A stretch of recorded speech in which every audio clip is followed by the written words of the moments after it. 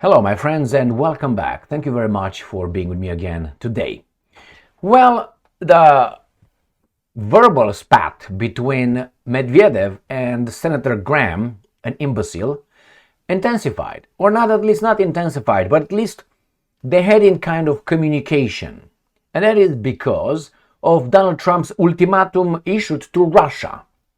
You remember the 50-day ultimatum? And the Russians just said, we don't care about you, man. We have a serious business to take care of. Your ultimatum means nothing because you can't really do anything. All right? So what happened? Donald Trump issued an ultimatum to Russia. He said, you got 50 days. You got 50 days to do this. Not the Ukrainians, only the Russians. The Russians said, we don't care, man. We have our own pace, our process. You don't tell us what to do. Trump saw that he's ignored as a baby and said, I'm going to take my toys and I'm going to go home. I'm going to give you between 10 and 12 days now. I'm not going to give you 50 days. The Russians, again, as adults as they are, said, Trump, you have no authority.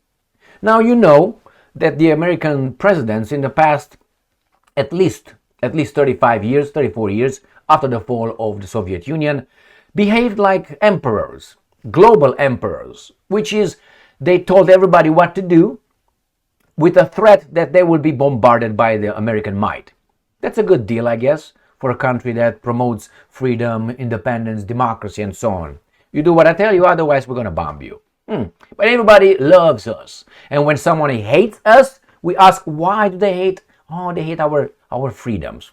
No, that's why they don't love you. One of the big reasons, including the Middle East.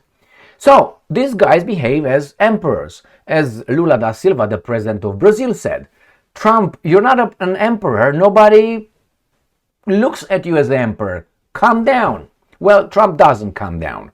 So then, obviously, Medvedev told Donald Trump, Medvedev, the former president of the Russian Federation, told Donald Trump after the between 10 and 12 days ultimatum to you guys, if you don't do that, I'm going to do nothing, which is threat. I will attack your business partners. That's what Trump says. I will slap them with sanctions so they don't do business with you. We're going to strangle you economically, and you will do what we want you to do. We're going to be in charge of you. That's the whole point. And the Russian says, oh, you know what? Get lost. Medvedev said, Donald Trump, remember, that's exactly, I covered that in a video yesterday. He said, first, remember, Russia is not Israel or Iran. And the second one, with each threat you make against Russia, the closer we get to a war. You with your own country. So these were what Medvedev said. And obviously we got this guy who is on the payroll of the US military industrial complex, Mr. Graham, and the guys in the Middle East. He runs around with his Bloombergs, Goldbergs, and Kosmans. Okay? So, Mr. Graham felt the necessity, the need to tell something to Medvedev. Now, look at the comparison. Politically, Graham is a senator. One of the 50 states, right? In South Carolina, if I remember correctly. I made videos on Graham. I think he was probably elected by 1 million people. At the most. Based on population, how many people voted, 2 senators, and so on, he might have been voted, as I said, by 800,000 people to 1 million people. You can find the statistics around that way.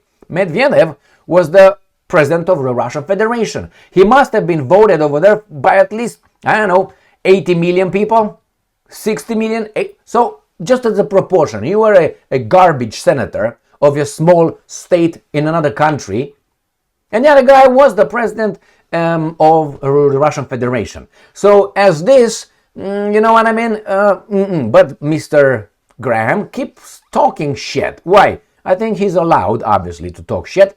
But in the same time, I think his masters, he knows what to do. So this is what Mr. Graham dared to tell Medvedev.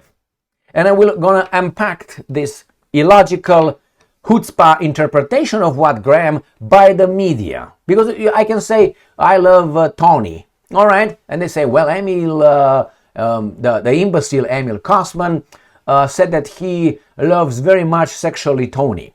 That's your interpretation of what I said. And who am I? You put that in front of my name. So, interpretation here. New Voice of Ukraine. July 29th. Take a seat at the table. Graham hits back at Medvedev's war threat over Trump's ultimatum. You understand what's going on? First, this imbecile, this is Graham, take a seat at the table. Well, why are we in Ukraine? The Medvedev could ask. It's because you did not take a seat at the table in 2021. So you, motherfucker, take a seat at the table. It's not between Russia and Ukraine. It's between the United States of America and the interests who enslaved the United States of America and Russia. That's what it is. Bottom line, all these NATO, European Union, Ukraine, these are just, jackals released over there to pinch and to bark at the Russian bear. That's what it is. So he said, take a seat at the table. This is an inversion of reality. No, you need to take a seat at the table since 2021, since we wanted you to sit down and discuss with us the expansion of NATO in Ukraine. Remember? If you don't remember, that's bad. But anyway, you're 2 clicks away to find that as a fact, a reality. So again, that is, they always start whenever, not with a chronology of events, not with the beginning, which would be 1991 actually. They start whenever they like it and they ignore evidence that would oppose their statement. So take a seat at the table. No, you take a seat at the table first, and then we're going to talk about the second one. That's the first point in this title. Graham hits back. So hits back because someone hit first, right? It implies that Medvedev hit first. No, Trump hits first. Medvedev hits back, and then Graham hits at Medvedev because of Trump. You got it? And then they hit back at Medvedev. War threat. What was Trump's ultimatum? That was the threat. The threat. So ultimatum is a threat by Trump. You do this or I will do this. A threat. This guy responds to the threat, but this media outlet portrays this as Medvedev issued a war threat. This guy responds to the threat because Trump wanted to give some candies to Russia. You understand? God fucking damn it. So this is what he says, this imbecile, Graham. To those in Russia who believe that President Trump is not serious about ending the bloodbath, well, sit at the table. Between Russia and Ukraine. No, it's between United States of America and Russia through Ukraine. You and your customer will soon be sadly mistaken. That's a threat, a veiled threat. But maybe you say, maybe you just tell them what's gonna happen. Graham wrote, you will also soon see that Joe Biden is no longer president. Correct?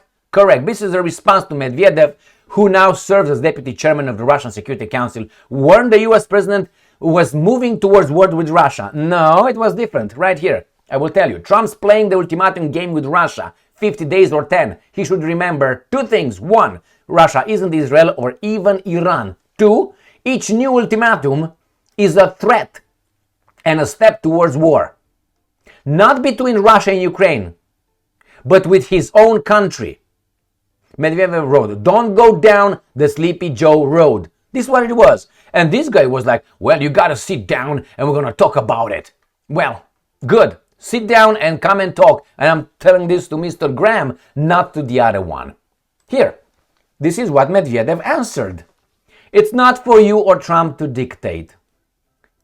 Russia-Ukraine negotiation terms. Medvedev to Graham. Who's the adult here? I think this guy's the adult right here. It's not for you. Who the hell are you to dictate the peace? Unless you are part of the losing side. The former Russian president told the US senator that the conflict will be resolved only when Moscow goals are achieved. Got that? There you go. Bottom line.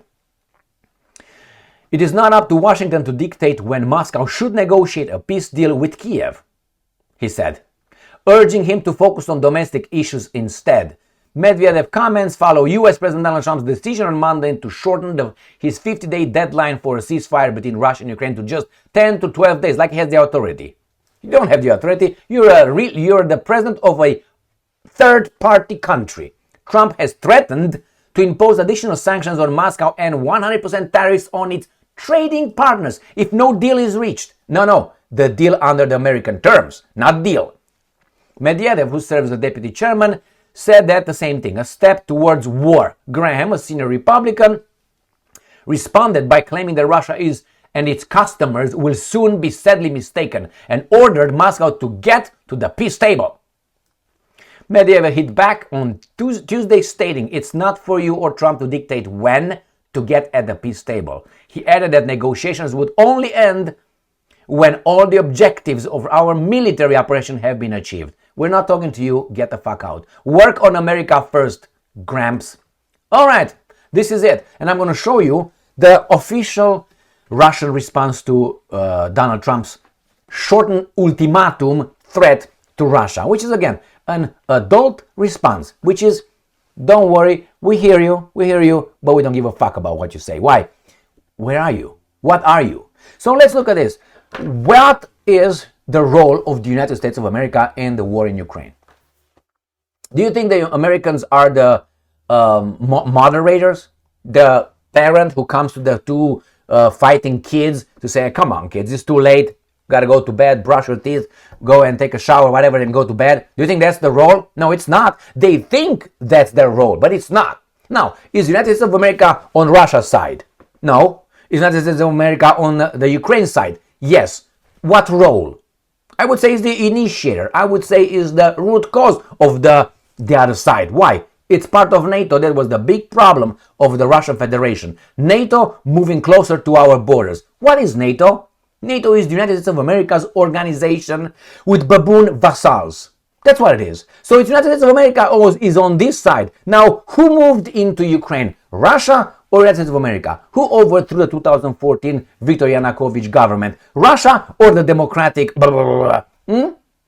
So you are on the other side. You are the initiator. You are the sponsor. Don't tell me what to do. You come and sit at the table. Now don't tell the Ukrainians and the Ukrainians are just the finger on the trigger. That's all the Ukrainians are. Unfortunately, the Russians are hitting only the finger instead of hitting the brain, which will close everything. But the Russians, as I said, are displaying self-control, and they're very smart. They're very smart. Maybe not too smart, too much self-control. And Medvedev is on my liking, just so you know. Not Putin. Putin is deeper, Putin is this and that. I get Putin. But in this case, you need a Medvedev. Good cop, bad cop, whatever. So, let's see what is the answer coming from the Kremlin. Kremlin reacts to Trump's shortened deadline for peace deal response. There you have Peskov, little mustache man. The Kremlin has said it has taken note of US President Donald Trump's latest remarks. Their remarks. You can't love these guys, man. It's just remarks. Hey, I'm gonna fuck you up, not within 50 days, but now I'm gonna fuck you up between 10 and 12 days. Those are just remarks. Go to a judge and tell him that. And they say, oh, no, those are just remarks. Do you think that's the way they will be viewed as remarks? Now, how can you be on that side? I can't. I'm sorry, I can't. And this is what they said. We have taken note of President Donald Trump's statements, his diplomat, yesterday. The special military operation continues, as they refer to the war, blah, blah, blah, blah, and we remain committed to the peace process for resolving the conflict around Ukraine and ensuring our interests during this resolution. When asked to comment on Trump's statement that he is no longer interested in talking to Putin about Ukraine, Peskov replied, I'd prefer to avoid any statements. Once again, we have taken note of President Donald Trump's statement.